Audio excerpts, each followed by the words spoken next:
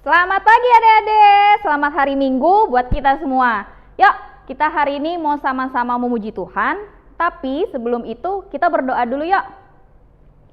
Tuhan Yesus, terima kasih hari ini kami boleh bersama-sama menyiapkan hati kami untuk memuji Tuhan. Kiranya Tuhan pakai kami, Tuhan juga hadir di tengah-tengah keluarga kami.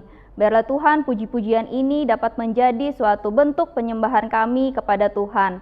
Terima kasih Tuhan Yesus, dalam nama Tuhan Yesus kami sudah berdoa, amin. Nah adik-adik, kita mau bernyanyi sama-sama nih.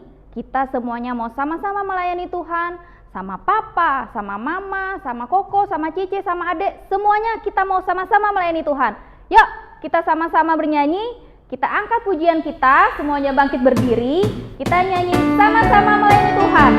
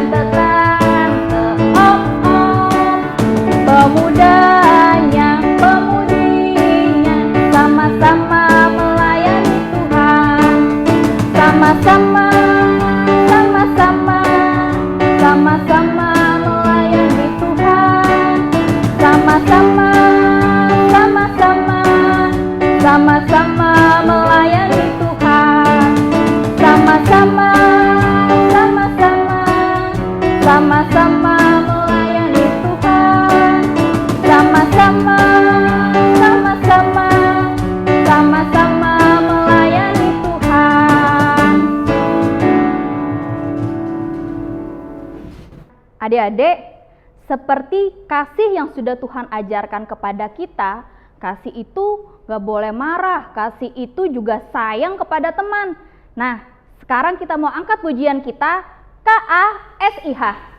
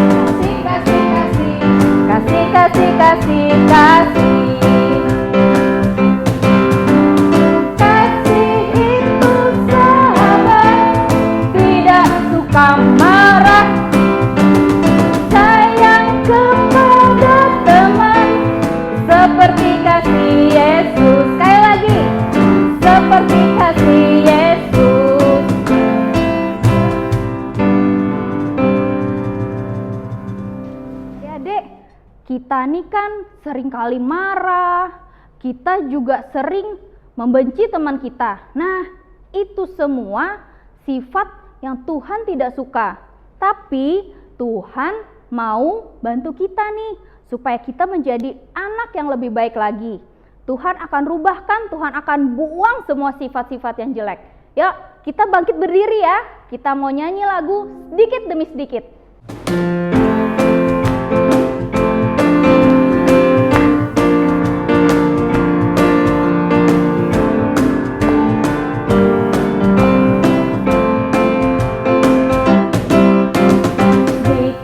Demi sedikit, tiap hari, tiap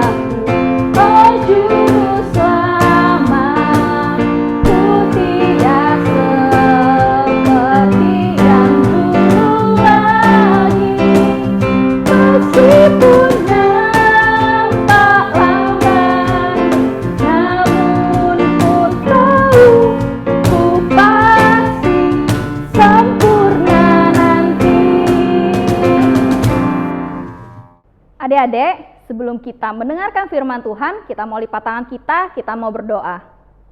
Tuhan Yesus, terima kasih kami sudah bernyanyi buat Tuhan. Sebentar lagi kami akan mendengarkan firman Tuhan, kiranya Tuhan pakai kami meskipun kami masih kecil, biarlah Tuhan di tengah usia yang masih kecil ini kami dapat menjadi pelaku firman Tuhan. Terima kasih Tuhan Yesus, dalam nama Tuhan Yesus kami sudah berdoa, amin. Adik-adik, jangan lupa ya, kita akan memberikan persembahan, minta tolong papa, mama, koko, cece, atau keluarga kalian yang lainnya bisa transfer persembahan ke rekening yang ada di bawah ini. Dadah! Adik-adik, pernahkah kalian melihat pemandangan seperti ini? Ya, ini adalah persawahan yang luas, hijau, dan begitu menyejukkan dipandang mata. Demikian juga langit yang begitu biru dan indah, awan-awan yang begitu luar biasa, seperti lukisan-lukisan yang biasa kita lihat. Sungguh ciptaan alam dari Allah yang luar biasa yang mengasihi kita semuanya. Bahkan sekalipun kita adalah orang berdosa, Allah tetap mengasihi kita dan memberikan yang terbaik bagi kita, ciptaannya.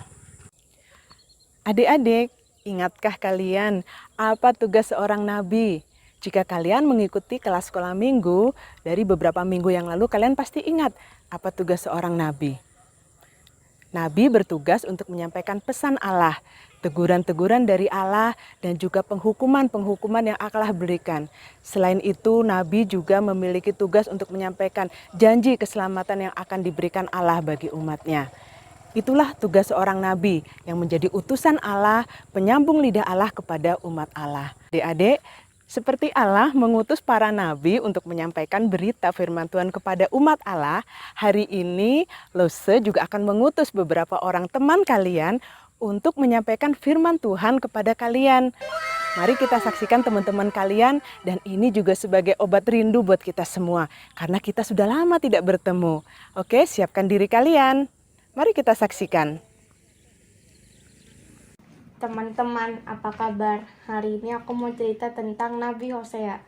Apakah teman-teman pernah mendengar nama ini?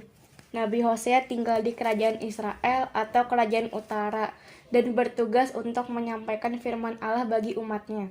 Nah teman-teman, suatu hari Allah berfirman kepada Nabi Hosea untuk menikah dengan seorang wanita bernama Gomer. Gomer bukanlah wanita yang baik-baik. Alkitab mengatakan bahwa ia seorang perempuan sundal, atau artinya wanita yang memiliki hubungan dengan banyak laki-laki. Meskipun demikian, Nabi Hosea patuh kepada firman Allah dan menikahi Gomer. Mereka memiliki 3 orang anak, tetapi Gomer terus melakukan dosa perzinahan. Namun Nabi Hosea diperintahkan Allah untuk tetap mengasihi dan menerima Gomer sebagai istrinya. Teman-teman, apa yang dilakukan Nabi Hosea adalah gambaran kasih Allah kepada umatnya. Meskipun umat Israel berdosa dan melakukan kejahatan serta mendukakan hati Allah, tetapi Allah adalah Allah yang setia dan terus mengasihi umatnya.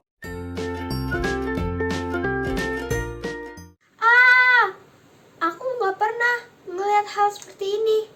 Jutaan belalang ada di mana-mana, dan mereka memakan habis semua tanaman. Mereka seperti pasukan tentara. Mereka menghancurkan semua yang dilaluinya. Aku sampai tidak bisa bergerak tanpa menginjak mereka. Semuanya itu semakin memperburuk keadaan. Sudah lama tidak turun hujan, sehingga banyak yang mati karena kekeringan. Kemanapun aku pergi, aku menemukan orang-orang kelaparan, kehausan, dan sangat menderita. Belum pernah terjadi hal seperti ini sebelumnya. Tetapi, kenapa hal seperti ini terjadi? Allah mengirimkan belalang ini sebagai peringatan. Ia mengutusku untuk memperingatkan Yehuda. Tanah ini akan diambil alih oleh tentara musuh. Allah ingin umatnya bertobat dan kembali kepadanya sebelum semua terlambat.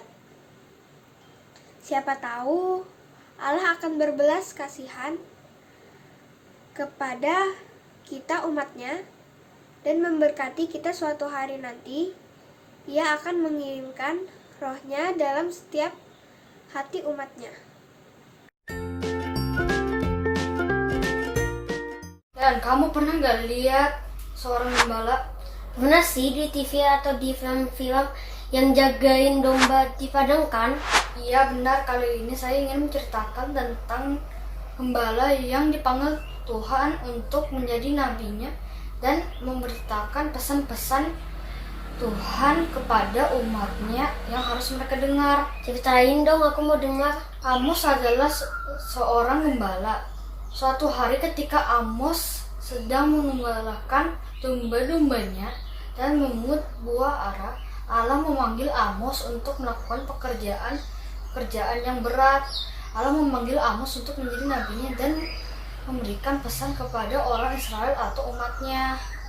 Pesan yang harus disampaikan Amos adalah Allah akan menghukum umatnya atas karena dosa mereka. Umatnya juga bersifat egois, tamak, dan tidak jujur. Mereka juga suka menipu orang-orang miskin. Mereka juga berpura-pura berdoa kepada Tuhan, tapi sebenarnya mereka tidak mentaati Tuhan. Oleh sebab itu Tuhan marah dan mengirimkan bangsa lain untuk menghancurkan Israel. Terus, apakah umat Allah mendengarkan kata-kata Nabi Amos? Tidak, mereka malah tidak mendengar apa yang dipesankan oleh Nabi Amos. Bahkan seorang imam marah dan menyuruh Nabi Amos pulang. Itu ya. Terus bagaimana kelanjutannya? Meskipun keadaan menjadi buruk, tetapi setelah masa penghakiman berakhir, Allah akan membawa orang-orang buangan kembali ke negerinya untuk membangun kota yang runtuh dan memberikan satu kesempatan untuk tinggal di sana lagi. Allah juga berjanji akan memulihkan garis keturunan Daud dan tahtanya. Oke teman-teman, itu adalah cerita dari kita tentang Nabi Amos. Teman-teman, hari ini aku akan menceritakan kisah tentang Nabi Obadjah. Kisah ini adalah kisah tentang kehancuran Edom. Bangsa Edom adalah musuh umat Allah. Mereka adalah keturunan Esau, saudara kembar Yakub. Nah, keluarga Esau ini menjadi bangsa Edom dan keluarga Yakub menjadi bangsa Yehuda. Bukannya menjadi saudara sepupu yang rukun, bangsa-bangsa ini selalu bermusuhan. Tetapi Allah berjanji untuk memberikan keadilan kepada musuh-musuh Yehuda. Nabi Obadjah menyampaikan pesan Allah kepada Edom. Pembalasan telah tiba, kalian akan dihancurkan total. Dalam kitab Obadjah 1 ayat 21, Nabi Obadjah menuliskan, penyelamat-penyelamat akan naik ke atas gunung Sion untuk menghukum pembunuhan Esau. Maka Tuhanlah yang akan mempunyai kerajaan itu. Nah teman-teman, ayat ini mengingatkan janji Allah kepada Yehuda bahwa Allah akan membinasakan musuh mereka, memberi kemenangan, serta membawa umatnya kembali ke tanah air mereka dan memberikan kepada mereka tanah negeri Edom.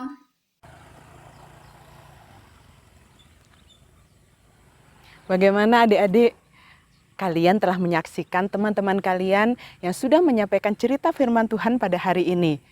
Ini akan sedikit mengobati rasa rindu kita kepada teman-teman kita. Ya kan? Terima kasih untuk anak-anak yang sudah membantu Lause untuk menyampaikan firman Tuhan hari ini. Kalian luar biasa ya. Nah adik-adik, mengapa sih Allah mengirimkan nabi-nabinya seperti yang diceritakan oleh teman-teman kalian tadi? Ada 4 orang nabi yang diceritakan tadi. Pertama Nabi Hosea, Nabi Yoel, Nabi Amos, dan Nabi Obadjah. Keempat orang nabi ini menyampaikan satu pesan yang sama dari Allah kepada umatnya, yaitu tentang teguran-teguran karena pelanggaran umatnya, kemudian tentang penghukuman yang akan diterima jika mereka tetap membandel ya, mengikuti keinginan mereka sendiri, dan satu lagi yaitu berita tentang anugerah keselamatan yang akan Allah berikan jika umatnya mau berbalik dari segala dosa-dosa dan pelanggaran mereka. Adik-adik, Apakah umat Allah mau taat? Mau dengar-dengaran apa yang dikatakan oleh para nabi? Tidak ya, mereka tetap membandel, mereka tetap melakukan apa yang jahat di mata Allah. Mereka senantiasa mengikuti apa yang menjadi keinginan hati mereka. Mereka senantiasa melakukan kejahatan-kejahatan dan tidak sesuai dengan firman Allah. Walaupun mereka telah tahu apa yang seharusnya mereka lakukan di dalam kehidupan mereka. Mereka tahu hukum-hukum Allah, tetapi pada kenyataannya mereka tidak melakukan hukum itu di dalam kehidupan mereka. Nah, adik-adik, bagaimana dengan kehidupan kita saat ini? Apakah kita semua taat kepada perintah Allah? Hidup sesuai dengan perintahnya? Atau hidup kita masih seringkali jatuh di dalam dosa, di dalam pelanggaran kepada Allah? Adik-adik, sebagai umat Allah, kita pun sering tidak taat. Kita sering berjalan melenceng ke kanan dan ke kiri, tidak sesuai dengan firman Tuhan. Jika hal ini yang terjadi di dalam kehidupan kita, bagaimana kita belajar untuk mentaati Allah? Caranya adalah dengan membaca firman Tuhan, merenungkannya, dan melakukan firman itu di dalam kehidupan kita setiap hari. Tentu bukan hal yang mudah ya, tetapi ketika kita memohon Tuhan menolong kita, memberikan Roh Kudus-Nya menerangi hati dan pikiran kita ketika kita membaca dan merenungkan firman-Nya, maka Dia akan memampukan kita untuk melakukan kebenaran firman Tuhan di dalam kehidupan kita. Roh Kudus akan menolong kita, mengingatkan kita untuk tetap setia dan percaya kepada firman-Nya. Memperingatkan kita ketika kita mulai melenceng atau kita mulai melakukan kesalahan. Sehingga hidup kita terus diperbaharui hari lepas hari menjadi semakin baik lagi sesuai dengan yang Tuhan inginkan bagi kita. Nah, adik-adik, kita tidak dapat menaati firman Allah dengan sempurna. Kita masih sering akan melakukan kesalahan dan dosa di dalam kehidupan kita. Namun satu hal yang pasti, ketika kita meminta pertolongan Tuhan, Dia akan menolong kita. Kita tidak mungkin sempurna karena kesempurnaan hanya milik Allah semata. Nah, adik-adik, sebagaimana tadi di awal Yesus sudah katakan bahwa Allah itu Allah yang setia dan mengasihi kita yang berdosa. Biarlah hari ini kita belajar untuk terus setia kepada Allah. Kita bersyukur karena Dia telah memberikan anaknya Yesus Kristus menjadi penolong kita, penebus kita, dan bahkan mati di atas kayu salib bagi kita semuanya. Untuk itu, mari kita belajar untuk terus setia dan menaati firman-Nya. Nah, hari ini ayat hafalan kita diambil dari Amsal 2 ayatnya yang ke-10. Amsal 2 ayat yang ke-10. Karena hikmat akan masuk ke dalam hatimu dan pengetahuan akan menyenangkan jiwamu. Ayat hafalannya kalian boleh hafalkan di rumah dan juga jangan lupa kalian tetap bersaat teduh di rumah melalui devo yang Lose bagikan di grup kita. Oke, Lose harap kalian terus belajar untuk menyediakan waktu untuk belajar firman Tuhan, merenungkan dan belajar untuk mentaati firman Tuhan. Oke, kita akan berdoa bersama-sama untuk menutup seluruh ibadah kita pada hari ini. Mari kita berdoa. Tuhan Yesus, kami mengucap syukur ya Tuhan, jika hari ini kami boleh kembali Tuhan ingatkan bahwa di dalam kehidupan kami, sekalipun kami seringkali tidak taat kepada firman Tuhan, tidak taat kepada peraturan-peraturan yang telah Engkau berikan, namun Tuhan, Engkau tetap mengasihi kami dan Tuhan memberikan keselamatan bagi kami semuanya. Kami mengucap syukur untuk kebaikan Tuhan di dalam kehidupan kami, cinta kasih Tuhan yang begitu besar bagi kami orang-orang yang berdosa. Bahkan Engkau telah mati menebus kami. Terima kasih Tuhan, kami berdoa pada hari ini Tuhan terus menolong kami untuk kami boleh hidup setia di dalam Tuhan, mentaati firman Tuhan hari lepas hari. Kami mengundang Roh Kudus-Mu untuk senantiasa boleh menerangi hati dan pikiran kami dan mengingatkan kami ketika kehidupan kami mulai melenceng daripada kebenaran firman-Mu. Terima kasih ya Tuhan Yesus, terima kasih untuk segala kebaikan, kemurahan, cinta kasih Tuhan bagi kami semuanya. Di dalam nama Tuhan Yesus kami berdoa dan kami mengucap syukur. Amin. Nah, Adik-adik, sampai di sini pertemuan kita hari ini. Lalu ingatkan kembali, tetap jaga kesehatan. Kalau keluar pakai masker, makan makanan yang bergizi, juga tetap semangat dan tekun ya ketika mengikuti sekolah online-nya. Oke, sampai jumpa minggu depan. Dadah.